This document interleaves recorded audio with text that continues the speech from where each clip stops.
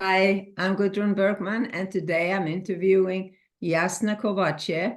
She's from Slovenia, and she'll be here to speak at the conference Hemp for the Future as a nurse, and discuss how it's affecting the health sector as such. So, Jasna, welcome to my YouTube channel. Thank you. Nice to have you on. We had a bit of a problem getting to speak to each other.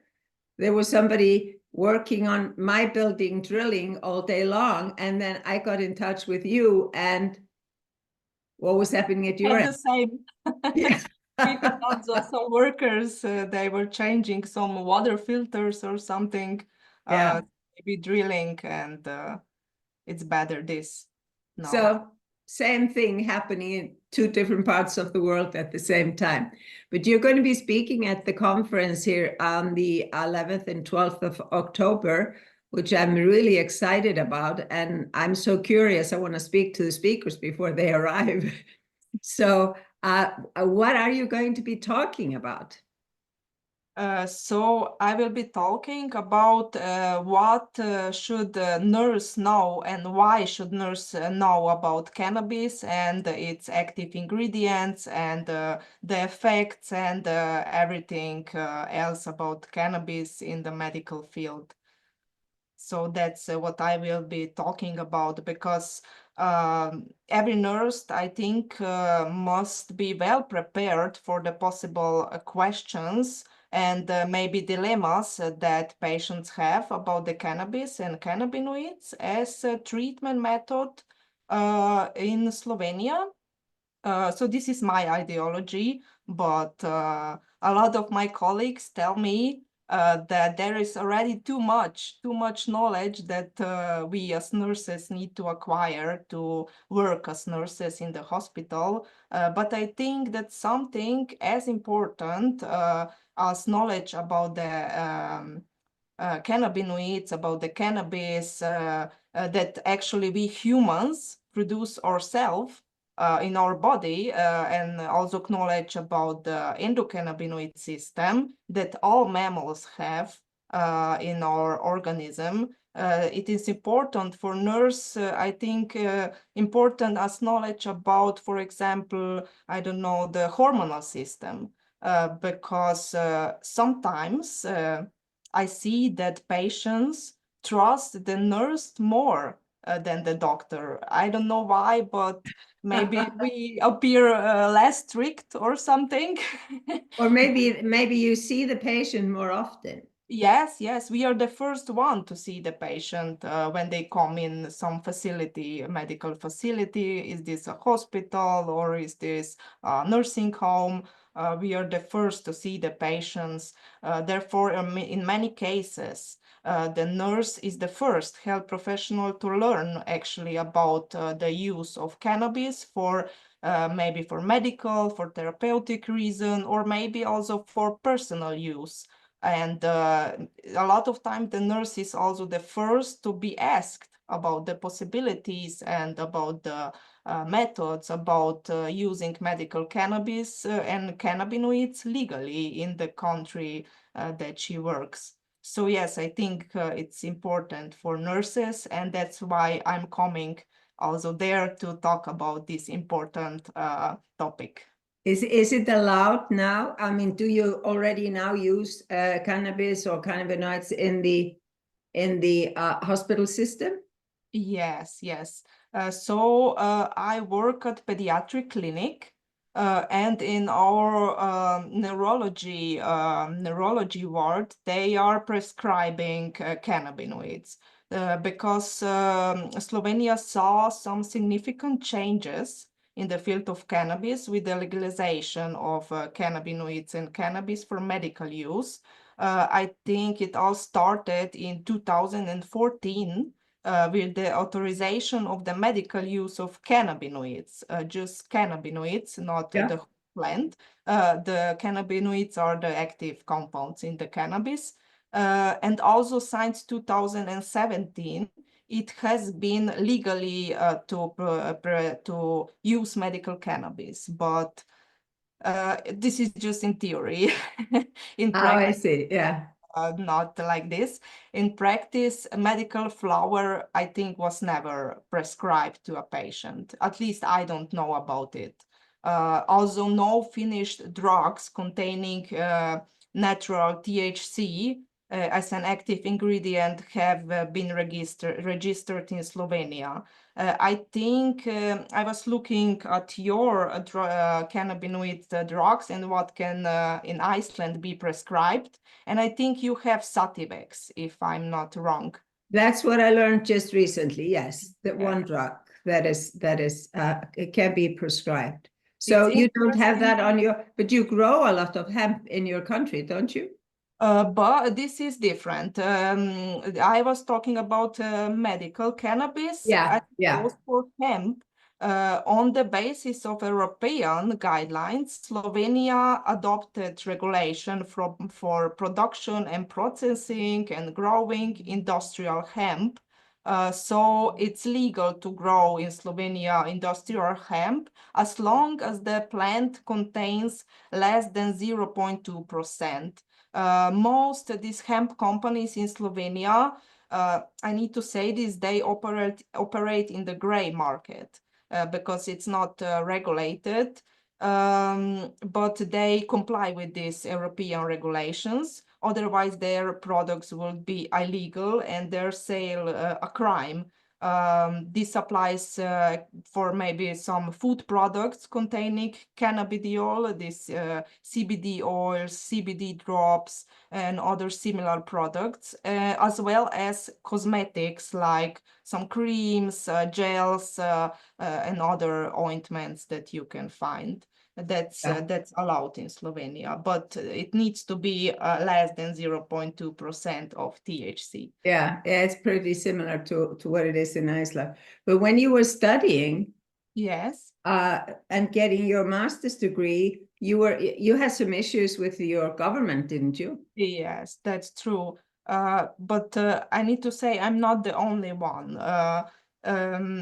I can see that a lot of other researchers, a lot of people have problems. The research of my master's thesis was actually about the experiences of parents of children who use cannabinoids or other cannabis preparation for their treatment.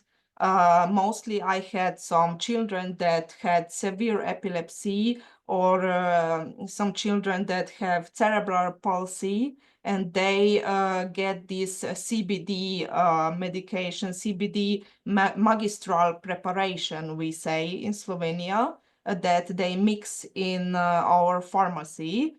And the doctor prescribes this, and then they can go to pharmacy and take it out, and they learn how to use it and everything. When I was doing this research to look for their experiences, I first needed to ask the Slovenian Ministry of Health and their Medical Ethics Commission if they actually allow this research, because if you include people in your research, you need to ask the Medical Ethics Commission if they allow. And they didn't allow me at first. They didn't understand at first. I think they actually didn't read what I was writing to them. They thought that I'm gonna give some cannabis products to these children, that I'm gonna drug them, or I don't know what they thought. So they rejected this research. I think it was when my mentor, medical doctor in the field of this pediatric neurology, he got involved. That is Dr. David Neubauer. If you heard about him, I really greatly respect this doctor. He's the first doctor in Slovenia that actually prescribes medication from cannabinoids to the patients, and he's really a front man in all this. Oh, that's So wonderful. when he got I involved, always like those who kind of go ahead of the crowd. yes, Yeah. he's like that. That So is when he wonderful. got Yeah. involved, Yeah. they said, you know what they said? Okay, but this is this is the last thing. This is the how could I say this? We allow it, but it's like Yeah, the last straw. Yeah, okay. Yeah. I Yeah. cannot remember the Phrase. the Yeah. word, but they allowed it. But actually, they said to me that this research I was encouraging the illegal use of cannabis. And actually, I didn't, because the research only involved the children that already use this Yeah. preparation. Yeah. I didn't give nothing to them. No, you weren't. You weren't. Yeah, and as I said, many times other researchers also have similar problems. That I think it seems that our government authorities are not in favor of research in this direction. Although, on the other hand, cannabis, medical cannabis or all other cannabis that contains more than 0.2% THC, it's allowed to grow only for research purposes, not for medical and not for personal. Nothing can grow, but for research it can grow. This is, I don't know why, but I think research is definitely needed, especially randomized clinical studies. That's very important. And I think the country, Slovenia, and our government should support that.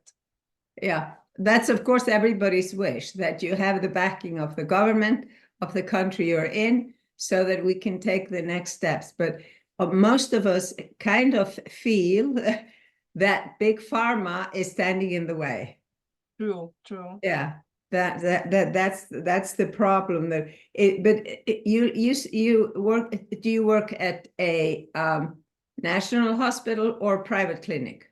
Yes, I work at National Hospital. Okay. Yes. So, and you do get to administer CBD to people there? No, I don't do No. this. I work in a different ward, and also I'm not actually working with patients. I'm a nursing coordinator. I I see. coordinate other nurses and all the work in Yeah. hospital, but I see how all this is happening, how doctors prescribe, then they give this prescription to the parents. And actually, I think there is no nurses till now, because we don't learn about this in our school, and we I think we don't have even competence to do this. Yeah. Okay. But nurse, I think it should go like this. A doctor prescribes, nurse comes, does the instructions, does the education about this to the parents, to the patients, and then they can do it themselves. Similar as if, I don't know, diabetics has insulin. First, the nurse comes, has education with him, shows him everything, and then they do it themselves. I think it should be similar to this. But a few years back, I was working in nursing home. It was private nursing home. And the funny thing was the patients, they were educating us. Oh, really? And the parents, I mean the daughters of the old people there, and the sons, they are teaching us about this and how to administer the preparations to their loved ones. And then we did this as according as their wishes. That's wonderful. That is kind of like, It's not. yeah, We should because know about this, not yeah. that patients teach us. Yeah. So therefore you formed some kind of an organization in Yes. Slovenia. Yes. So during my master's thesis, a lot of parents said to me, that nurses don't know nothing about this. They should learn about this. Doctors don't know about this. They should learn. And according to this, I had an idea to found an association, and it's called MITCA Association. And also my inspiration was American association that is called ACNA, American Nurses, American Cannabis Nurses Association. Yeah. First, I joined them, and then they give me so much inspiration to found our own association, our Slovenian That's association. wonderful. Yeah, that's Yeah. really wonderful. That is so special. So are you working on teaching? You know, are you working on teaching other nurses, or are you kind of asking for you know, what's the purpose of your METCA organization?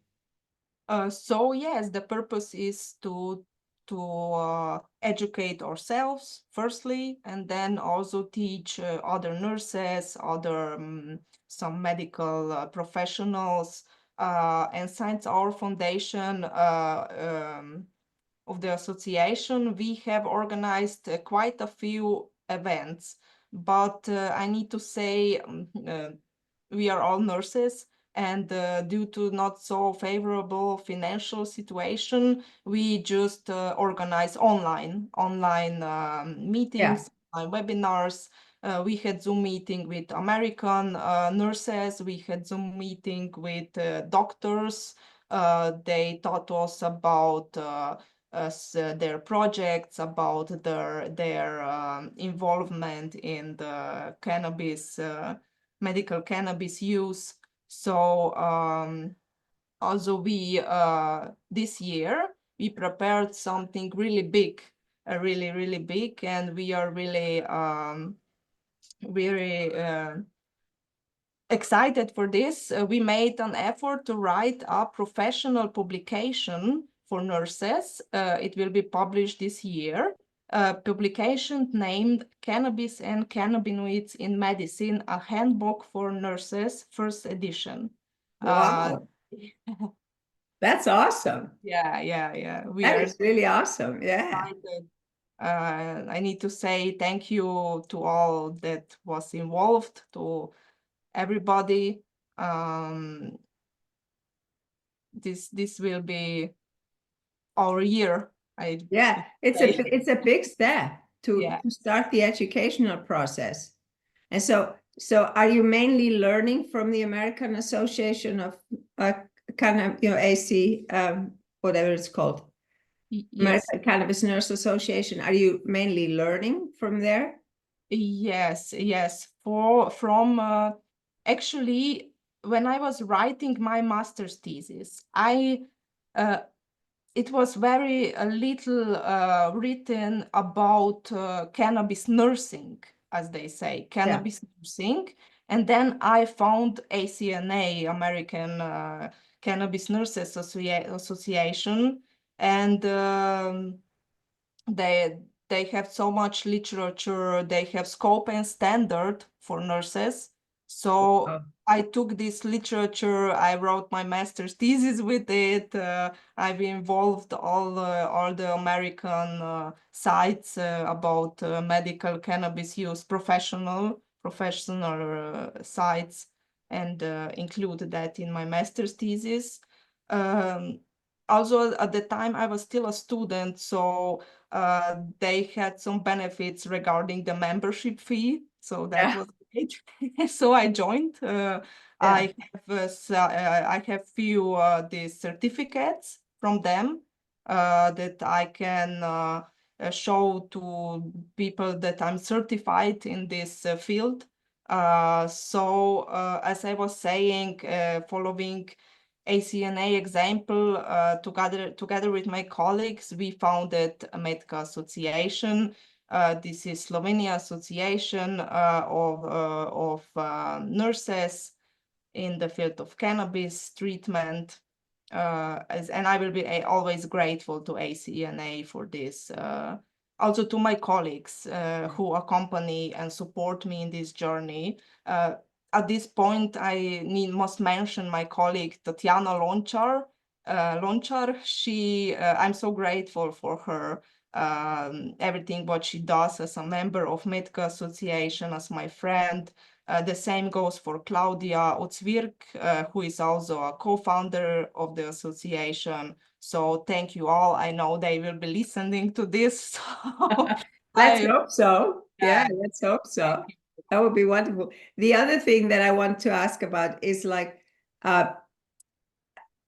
the older people, because you said that, you know, you were in where there were older patients. It's interesting that, you know, one of the speakers, he's actually Icelandic, but he comes from America. Oh, I love your coffee cup, by the way. Oh, thank you.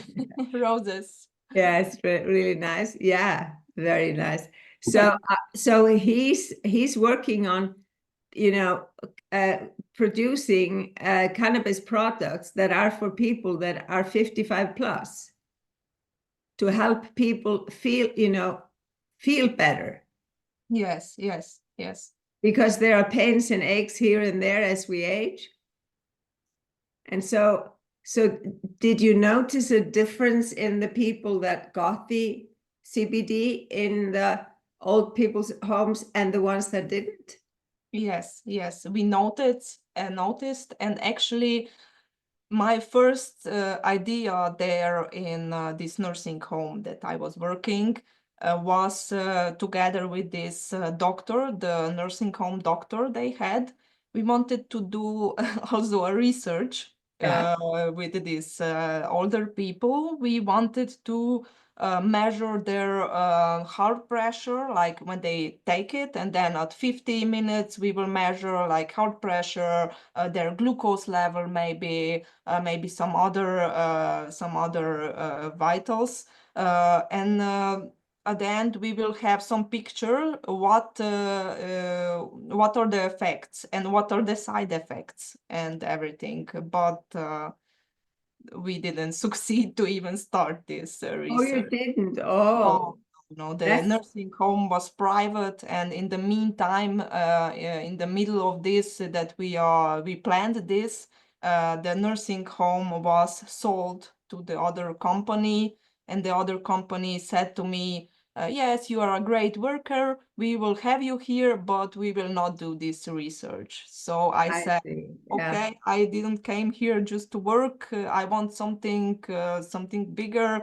And then I quit and I took the job in a pediatric clinic where actually they do something with cannabinoids. Yeah, which is wonderful. So you're actually going to be sharing with us here in Iceland this and how these things are working in your environment.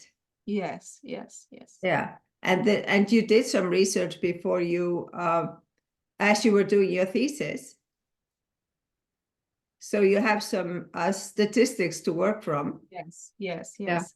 I had 100 patients, 100 children that are taking, some are taking only CBD, isolated CBD, isolated from other cannabinoids. Yeah. But I had also 7 children that are taking full spectrum preparations. So I think that was also the cause that the Ministry of Health was concerned, because this preparation also contained THC. Yeah. In some cases, that's necessary, isn't it? Because of severe epilepsy or other things. Yeah. Actually, for epilepsy, in literature is mostly described that CBD works the best. Yeah. But I think if you know about the entourage effect, about the synergy with all the other cannabinoids, all the other cannabinoids work together, and also other compounds like terpenes, flavonoids, and also other, I don't know what else is also there. Everything works together to give this best effect. But if you take only one compound, Yeah. I don't know. They say for epilepsy is CBD the best, but It could be something else. Yeah, it's going to and vary. also Yeah. different patients have different needs, Yeah. because we also all have this our endocannabinoid system, and there is no for example, we cannot see in your endocannabinoid system what is not working or what is Yeah. missing. Yeah. Maybe some receptors are not functional or something, and then the disease comes. Maybe, I don't know. There's no, we cannot. Yeah, look- yeah. Well, one of the main problems with the body is we don't have a sip, so we can't kind of sip it down and check and see what's wrong with the body.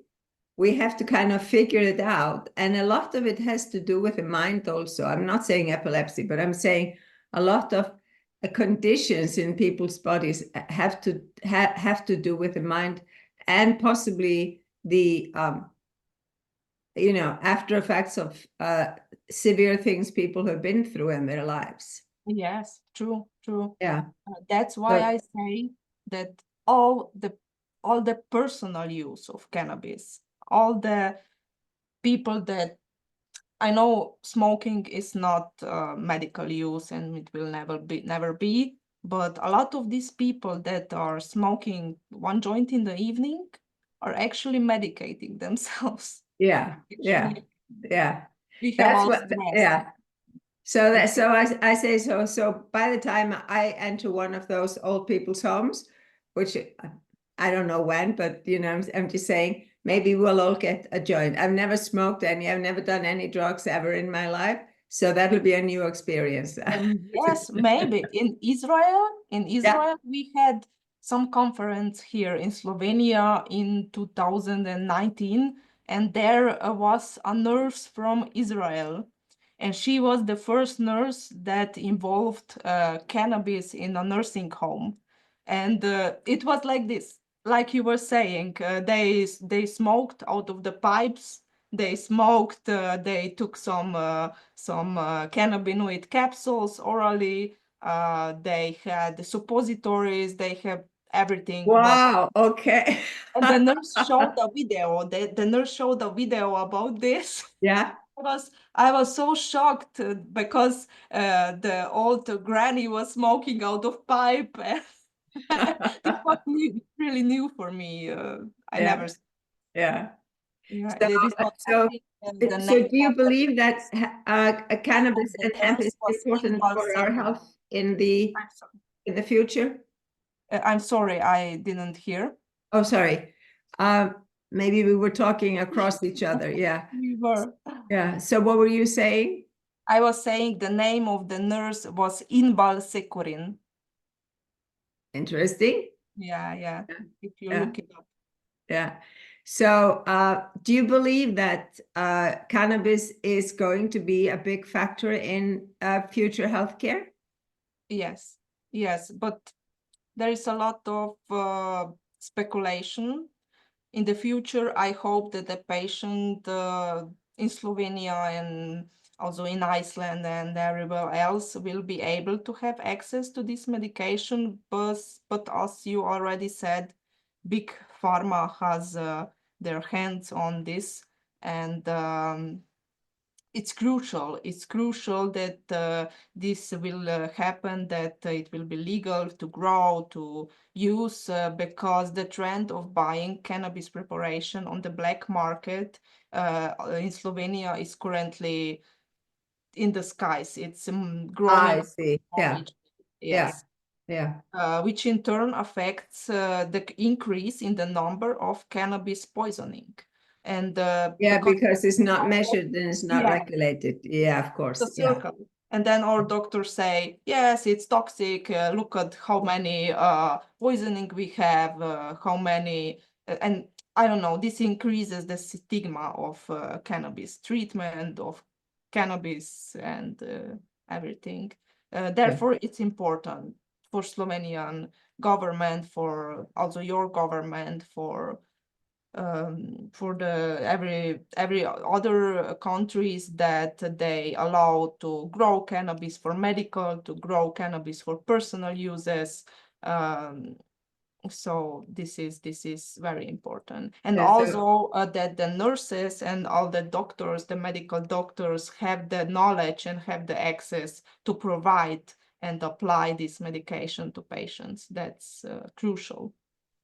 That is so wonderful. I think we'll make it this kind of the end of our interview, because I'm so excited to watch you as you come to Iceland. Are you excited about visiting Iceland? Me too. I'm so excited. I cannot wait. I cannot wait, really. So you'll be here in another 15 days or so, 16 days? Yes. Yeah. Yes. That's wonderful. I look forward to seeing you at the conference. And thank you for taking time to talk to me after they stop drilling at my house and your house.